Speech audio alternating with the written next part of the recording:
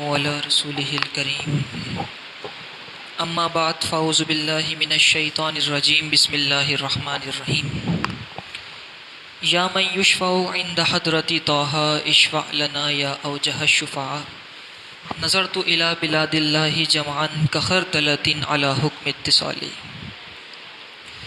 حضرت یونس علیہ السلام کے بارے میں ہم سنتے ہیں کہ یونس علیہ السلام کو مچھلی نے نگل لیا تھا، مچھلی کے پیٹ میں آپ چلے گئے تھے۔ یونس علیہ السلام کیسے گئے تھے اور واپس کیسے تشریف لائے، پیٹ سے باہر کیسے آئے، مچھلی کے پیٹ میں کیا کرتے رہے، قرآن نے بڑی تفصیل سے اس چیز کو ذکر فرمایا ہے۔ قرآن نے ان تمام باتوں کو ذکر کیا ہے، مچھلی کے پیٹ میں گئے کیسے تھے، کیا وجوہات تھیں، کیوں چلے گئے تھے۔ ہوا یہ تھا کہ حضرت یونس علیہ السلام نے اپنی قوم کو سمجھایا، کہا ایمان لے آؤ، اسلام لے آؤ، ایمان قبول کر لو، اللہ کو ایک مان لو۔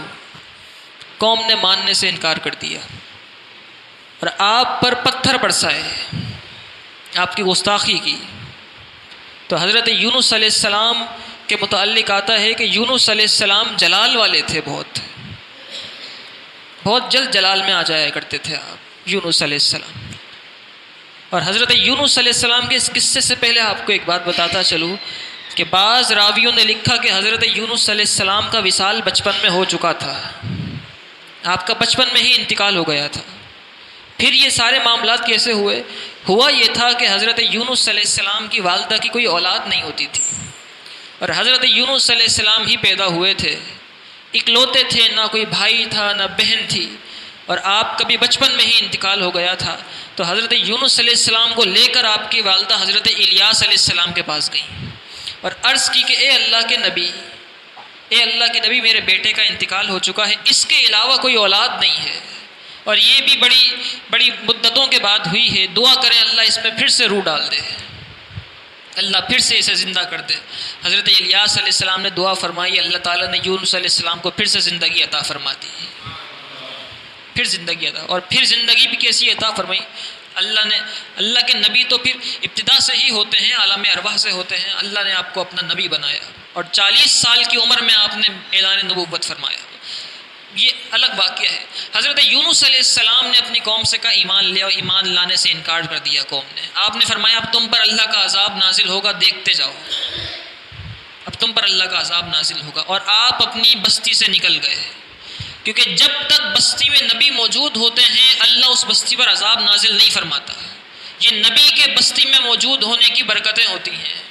یہ جو آج جو چہرے مسخ نہیں ہوتے نا، جتنے بھی بڑے بڑے گناہ کر لیں، پہلے تو یہ تھا کہ کسی نے گناہ کیا، رشوت لی تو اس کے ماتھے پر لکھا ہوا آ جایا کرتا تھا یہ رشوت خور ہے، جھوٹ بولا تو اس کے ماتھے پر لکھا آ جایا کرتا تھا یہ جھوٹا ہے، اس کے گھر کے دروازے پر اس کا گناہ لکھا ہوا آ جایا کرتا تھا، بدکاری کی تو لکھا ہوا آ جایا کرتا تھا یہ ایسا ہے۔ آج تو نہیں ہوتا نا کچھ، یہ امت محمدی اعجاز ہے، یہ رحمت ہے نبی پاک صلی اللہ علیہ وسلم کی۔ کیوں ہے؟ کیونکہ حضور نبی پاک صلی اللہ علیہ وسلم موجود ہیں، یہ برکتوں کا ہونا حضور کی موجودگی کی دلیل ہے۔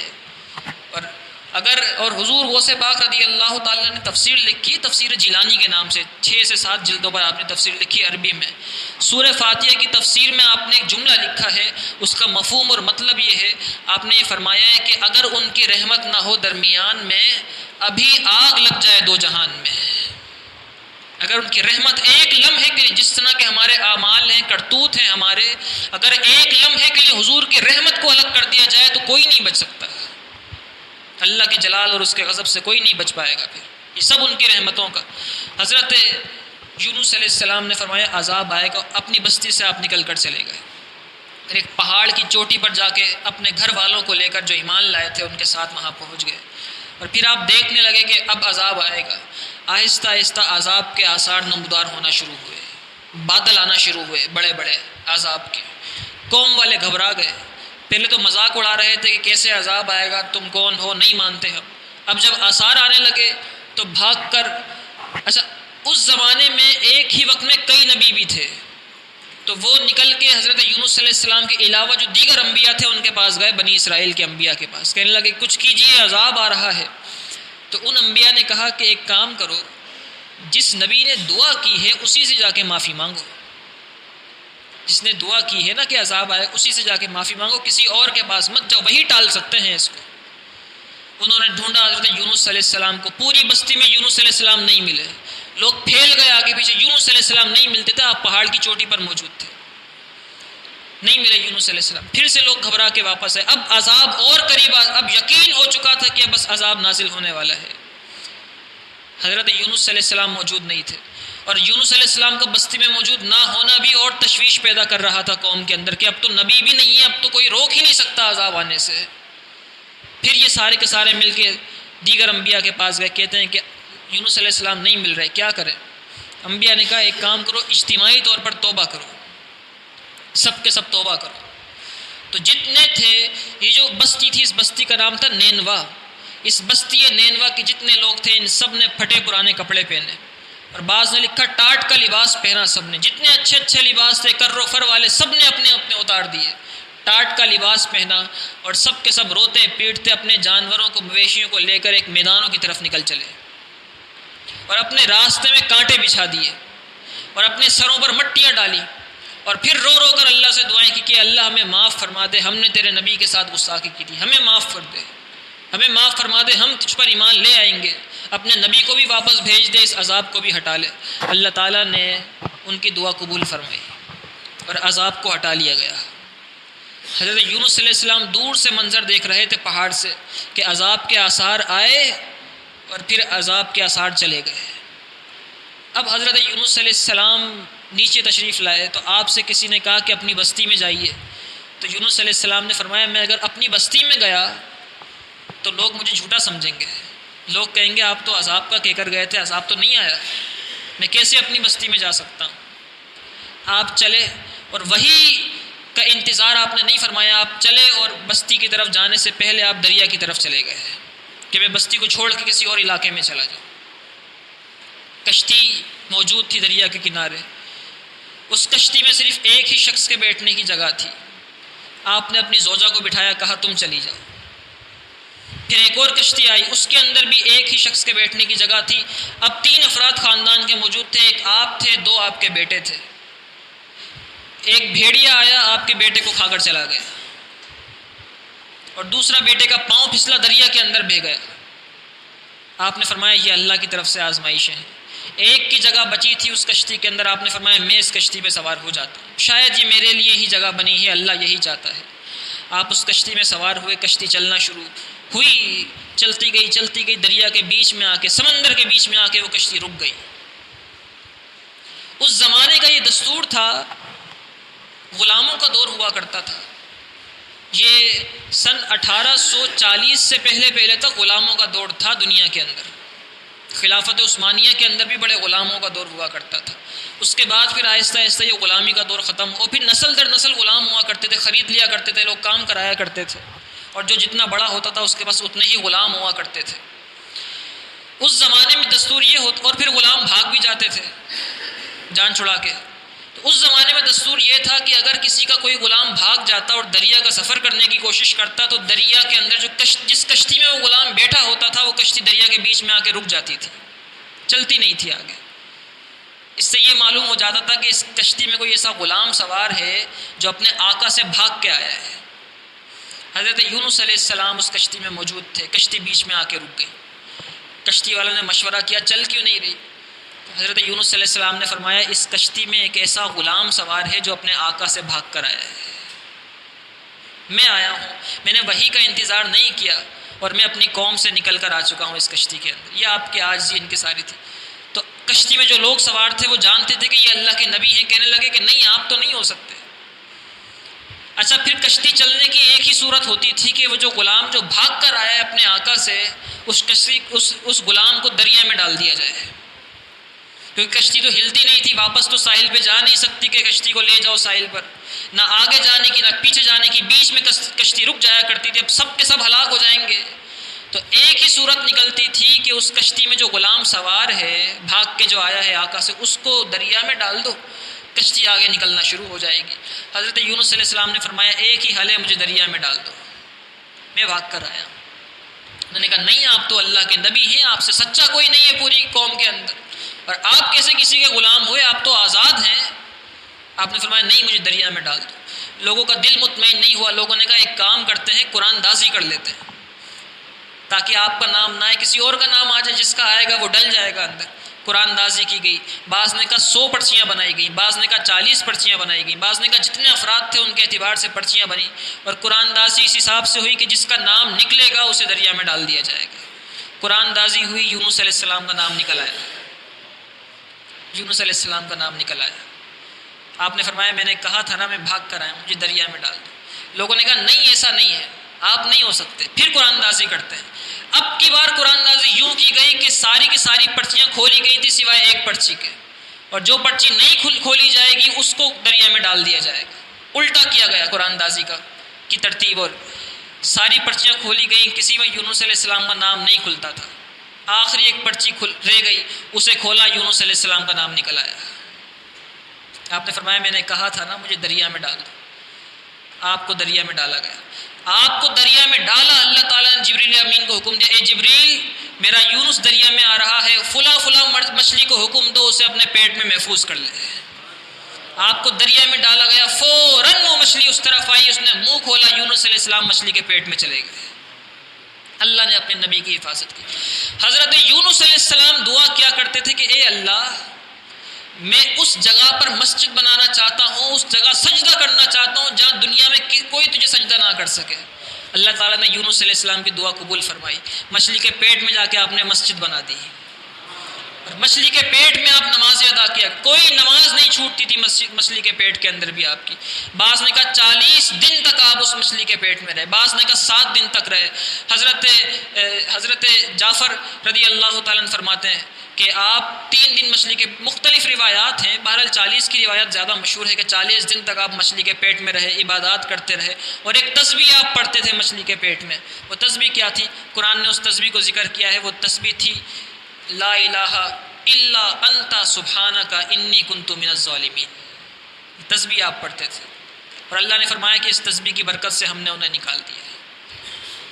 اور پھر جب یہ تسبیح مکمل ہوئی، آپ پڑھتے رہے، وقت مقرر ہوا، مکمل ہوا وہ وقت، پھر اللہ تعالیٰ نے حکم دیا اس مچھلی کو کہ ساحل پر آؤ اور میرے یونس کو اپنے پیٹ سے نکال دو۔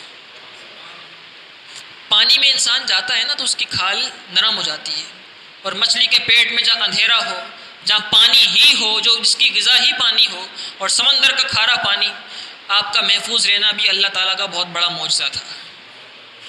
اور پھر جب آپ کو مچھلی نے اپنے پیٹ سے نکالا، اللہ تعالیٰ نے جبریل امین کو حکم دیا، اے جبریل میرا یونس باہر آ رہا ہے، اسے جا کے لے لو۔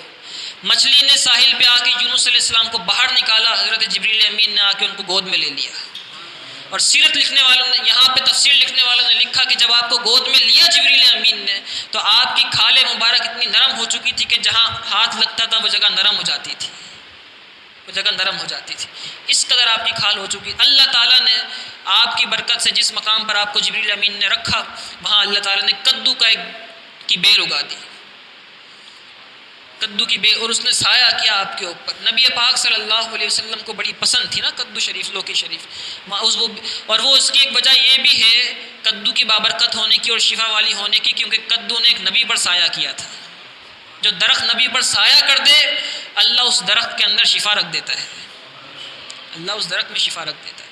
کدو کی بیل نے آپ پر سایہ کیا، اور اللہ تعالیٰ نے ایک بکری کی ڈیوٹی لگا دی کہ تم جاؤ گی اور یونس علیہ السلام کے منہ میں اپنا تھن ڈالو گی جب تک آپ طاقتور پھر سے نہ ہو جائیں اور آپ کے جسم پر بال جمنا شروع نہ ہو جائے۔ بال آپ کے جھڑ چکے تھے، جب تک بال جمنا شروع نہ ہو جائیں، بکری کی ذمہ داری تھی کہ صبح شام آتی تھی، آپ کے منہ کے قریب اپنا تھن کرتی تھی، اور پھر آپ کو دودھ پلاتی تھی اور پھر چلی جایا کرتی تھی۔ دن بھر خود چرتی تھی، دودھ پلانے کے وقت آ جایا کرتی تھی۔ اللہ تعالیٰ نے اس طریقے سے یونس علیہ السلام کی حفاظت فرمائی اور باہر تشریف لائے، اور پھر آپ نے پھر اپنی قوم کو تبلیغ فرمائی، پھر لوگ ایمان لے کر آئے۔ جب آپ اپنی قوم میں گئے، لوگوں کو یقین نہیں آتا تھا کہ وہ یونس علیہ السلام۔ اس واقعے سے سبق کیا ملتا ہے؟ مفسرین نے یہاں لکھا ہے، اس واقعے سے سبق یہ ملتا ہے ہمیں کہ انسان کو کبھی بھی اللہ کی رحمت سے نا امید نہیں ہونا چاہیے۔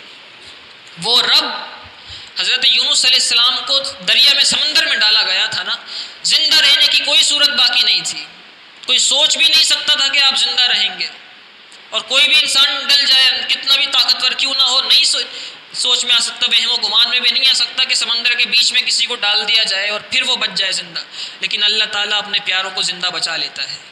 تو انسان کو کبھی بھی اللہ کی رحمت سے نا امید نہیں ہونا چاہیے۔ دوسری بات یہ ہے کتنی بھی مشکل آئے اس کی یاد سے غافل نہیں ہونا چاہیے۔ کتنی بھی مشکل آ جائے، کیا اس سے بڑی بھی کوئی مشکل تھی؟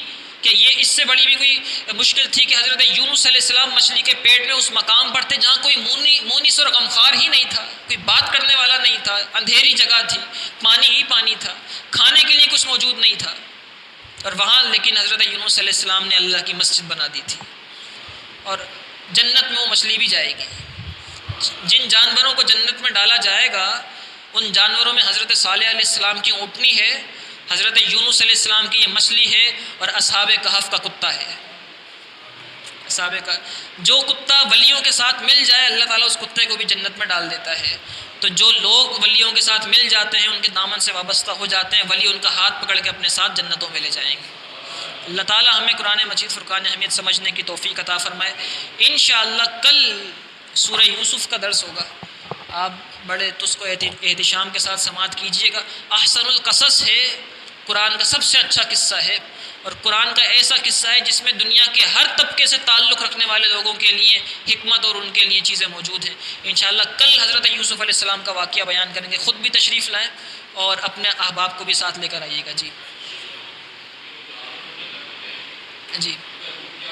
ان کو انسانوں کی صورت میں تبدیل کر دیا جائے گا، انہیں انسان بنا دیا جائے گا، اور پھر انہیں جنت میں ڈالا جائے گا۔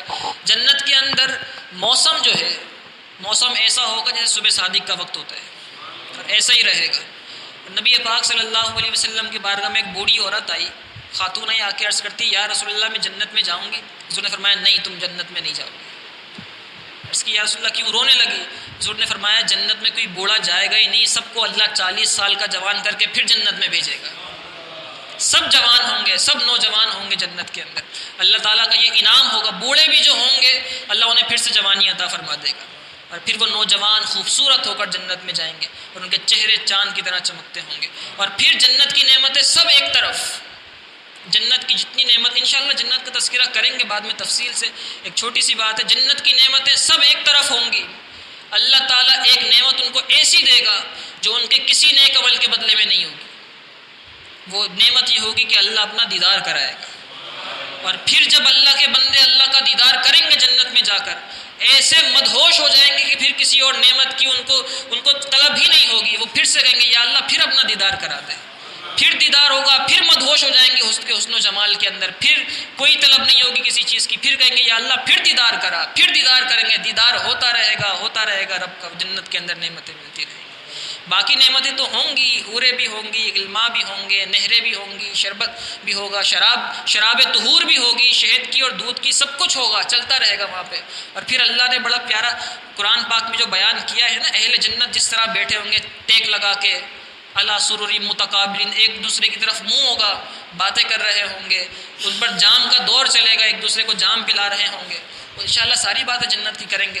اللہ تعالیٰ ہمیں قرآن مجید فرقان حمید سمجھنے کی توفیق عطا فرمائے۔ وآخر الدعوانا الحمدللہ رب العالمین۔